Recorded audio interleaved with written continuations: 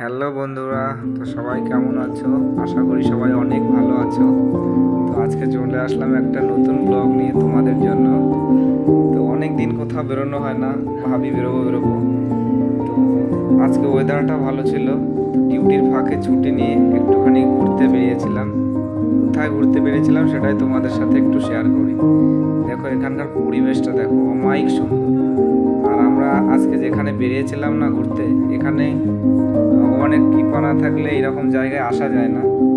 তো তোমরা দেখো এবং আনন্দ নাও এই জায়গা। আর সত্যি বলতে জায়গাটা অনেকই সুন্দর। দেখো চারিপাশে পাহাড় পর্বত, একদম মনটা একদম পুরো ভালো হয়ে যাবে। যদি তোমরা কেউ না এসে থাকো এই জায়গায়, তো চলে আসো। তো দেখো কথা বলতে বলতে চলেও এসছি আমরা। ওই দেখো মহাদেবের মূর্তি।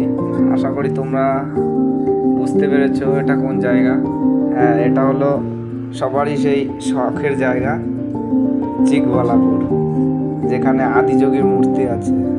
তো অনেকেরই জীবনের ইচ্ছা যে এখানে একবার আসবে।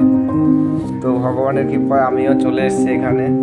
তো তোমাদের পুরোটা ঘুরিয়ে দেখাই কীরকম, ঠিক আছে? আর তোমরা যারা যারা আসোনি তাদেরকে অবশ্যই বলবো তোমরা এসে একবার অবশ্যই ঘুরে যেও।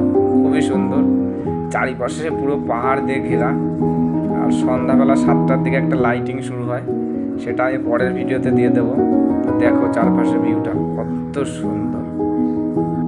তো এই জায়গাটা তো আমার অনেক সুন্দর লাগলো। তোমাদের কেমন লাগলো তোমরা অবশ্যই কমেন্টে জানিও। যদি ভালো লাগে তাহলে পরে একটা লাইক করে দিও।